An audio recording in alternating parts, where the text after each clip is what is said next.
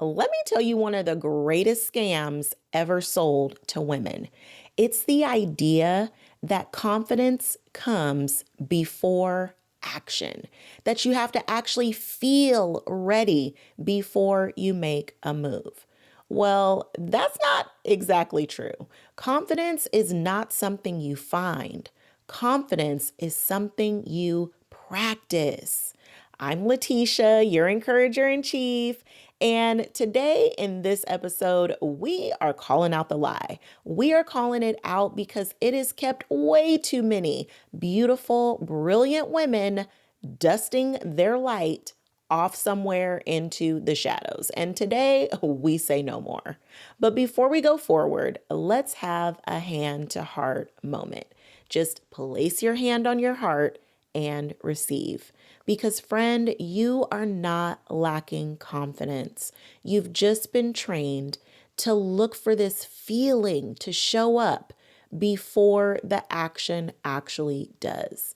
And that's just not the way that confidence works. It's built off of action. And the more momentum you build from that action, the more confident you begin to feel. And let's talk about it because I know you have so many examples of confident women tearing it up. And as we should, right? We need those examples. But please let's understand that confidence is a result of actions that you continue to take. Ready or not, here we come. Somebody cue the Fugees, okay? Lauren Hill sing it to us. I'm sorry. My mind works in song lyrics and lines from movies, okay? What are we going to do? Have some fun with it.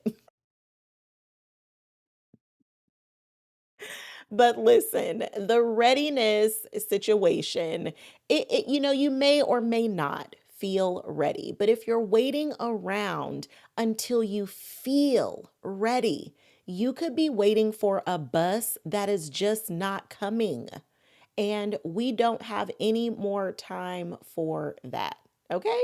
Okay. That readiness lie, it's not only delaying your dreams, it is postponing things that you have been praying to manifest. It delays the opportunities that you never apply for, all of those practice conversations that you never actually have. Guilty. It's even got a hold on the love that you are not open to receive. It's just holding all of these things. And on the other side of confidence, they're all waiting there for you. When in all actuality, over time, it starts to feel responsible, like the right thing to do. When really it's just fear dressed up in a designer productivity outfit. Okay. Like it looks good, but that ain't it. But here's the reframe that changed everything for me. Confidence is not what comes first. It is not the prerequisite. Courage is. Mhm. Beautiful courage. That's what comes before all of it. Before the confidence, before the action. It's tapping into courage. And you can do it, friend. Now, yesterday in that episode, I shared the beginning of my story. So if you haven't watched the last episode, please go ahead and watch it to get the beginning deets of my story. But I'm going to give a little recap here so that we can continue on with the story. So yesterday I shared that I thought that being a divorced single mom of two was going to be the worst story of my life that I ever had to share. But lo and behold, that was not the worst of the worst. What really just broke me down to my brake pads was suffering the loss of losing my granny, and then sometime after that, the loss of my mom. And when those losses hit, my life was just at a pure standstill because before all of that happened, I was in my desperately dating season. And when I say desperately, it's just because I was not giving the energy that I needed to be giving to attract the partner that I deeply desired. And once my granny and my mom passed, I shifted all of my energy and attention from searching for love to really searching for me because I felt like I didn't know who I was anymore without my mom. But it wasn't that I didn't know who I was, and I wasn't really lost. I was just disconnected from the best of who I was. And I know that you can probably relate to that, to having a life slap you in the face and it feels like you're lost, like you don't know who you are. But truly, it's just that you're disconnected from the best of who you are. And we all have that opportunity to get reconnected again. And that's what my grief journey actually led me down that road. And the more that I discovered new pieces and parts of myself, the more that I shed the things that needed to be gone and rid of my life in order for me to manifest the love that I deeply desired. It was going through all of that process that I actually started to fall in love with me. Hmm, that just feels so good to say even now. But in having that discovery of falling in love with myself, that is what actually attracted the love of my life to me. It wasn't because I was waiting to feel confident because for the longest time, I was dating with the intent to get married, but I kind of shied away from that sometimes. I wasn't really confident when I said that. I wasn't really saying it with my chest. I was like kind of bracing to see what the person was going to say. Like, do they want marriage? Are they going to think I'm too much because I want marriage? You start to feel like if you're really honest about what you really want, then you're going to run people off. And that was the energy that I dated with for so many years. And I couldn't figure out why I wasn't being able to meet somebody who was like of substance. But it was just because I wasn't standing fully and owning the fact that God made me a wife. And that was really the shift, is when I stood in my true identity, knowing that God made me a wife. He didn't date me to be a serial dater for the rest of my life. That was not supposed to be my ministry. But even though I wasn't confident because I didn't know the outcome, I was still afraid. I didn't know how many more frogs had to be kissed before I met my prince. So I know what it's like to really be afraid to stand up and put yourself out there and own what you really truly desire without feeling ashamed or feeling like you should be smaller because of it, because you don't want someone to reject you. But the moment that I started owning the fact that I was dating for marriage and God made me a wife, and therefore that meant I had to have a husband. And it was standing in that energy that I attracted the love of my life. And now we're married and we're living the life that I spent so many years praying for through the tears and all of it. And I know that you don't need my story to be your story.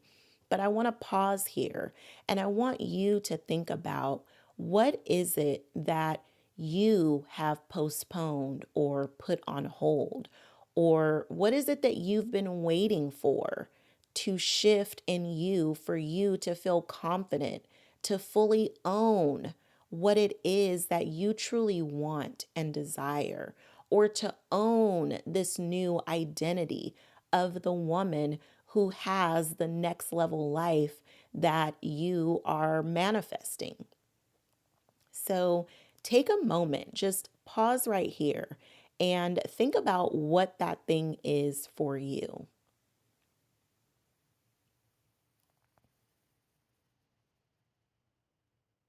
And now that you have your thing, I want you to just remember that courage isn't something that you feel all the time. You may not always feel confident.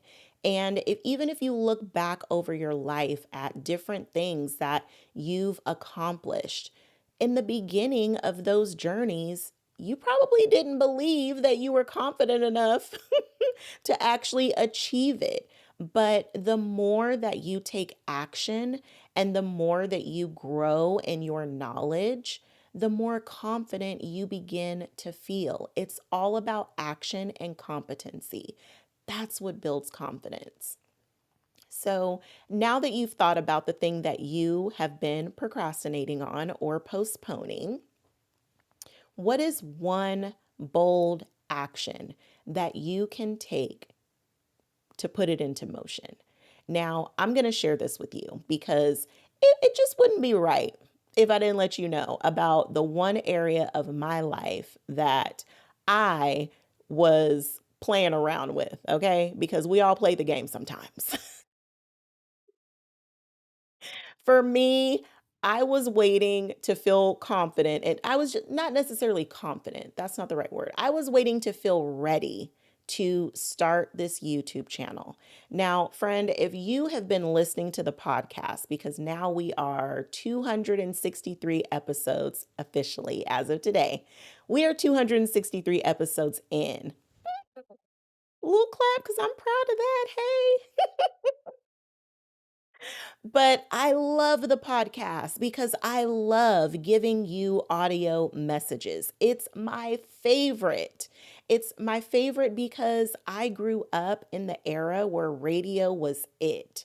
And I will never forget when I interned at a major radio station in my city. And I just knew that I was going to be the host of a morning show someday.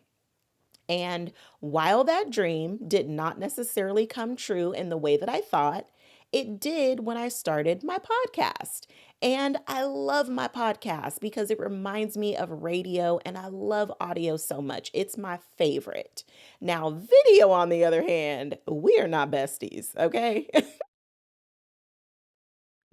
I'm not comfortable with video. I'm not confident in video. I don't really like this. I'm be honest with you, friend. I don't really like it.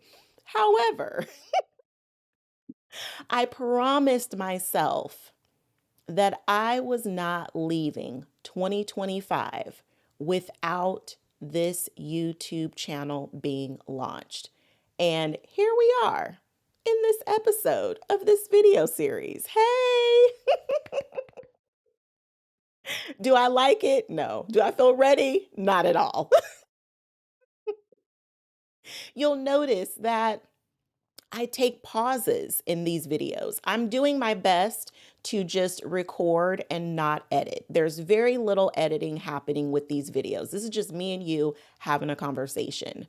But it's not that I'm in love with this. It's not that I feel ready. This was not about me feeling ready. This was me being tired of my own BS. Because if you've been listening to the podcast from the beginning, I've said several times, friend, that I'm launching a YouTube channel. And I would stick a toe in and be like, nope, never mind. I hate video. But I got tired of doing that. And I promised myself I was not leaving this year without this YouTube channel being started. So here we are. We are doing main character era together because while we might be main characters in certain areas of our life, there's other areas that, it needs a little help. And that's what we're doing together. So I wasn't ready to start this channel, but I haven't been ready to do a lot of things in my life. I'm sure you can relate. I wasn't ready to start my business. I wasn't ready to raise my kids without my mom and my granny, but I didn't have a choice. It had to be done. And I wanted to be the best mom that I could possibly be for my kids. I wanted to still get married again and have the family that I always dreamt of having. That was my dream. And I knew that God wouldn't have placed those dreams in my heart if they were not meant to come true. So I'm sharing all of this with you to say, whatever that is for you, whatever it is that you've been waiting to feel ready, that you've been waiting until somewhere, somehow, you get this boost of confidence to finally do the thing. We're doing it, ready or not. Here we come. Alexa, play Fugees.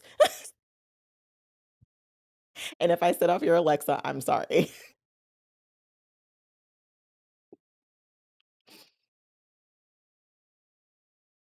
So, friend, if you are waiting to feel confident, you will wait yourself right out of your destiny.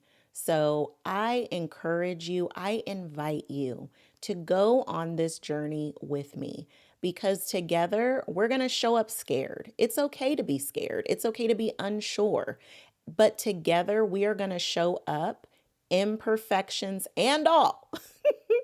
And we are moving forward. We are taking action.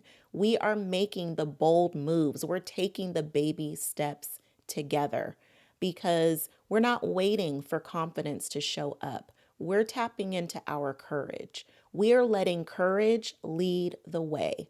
One bold move, one baby step at a time. Hey, friend, look at us. Okay, if you love today's episode, I'm super happy. But make sure that you're subscribed so that you don't miss tomorrow's episode because we are rewiring your self love and we're doing it in a way that you don't have to feel good. You don't got to feel good in order to rewire your self love because we're doing it tomorrow, okay?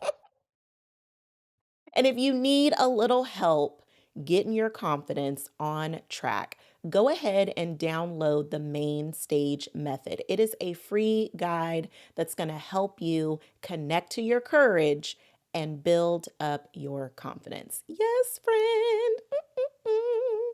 Thank you so much for being here with me. I'm so happy that I get to connect with you and we get to do this journey together because we are no longer settling. We only shine, okay? Because together we can encourage over everything. Hey, love you, friends. Sending you big virtual hugs. See you tomorrow.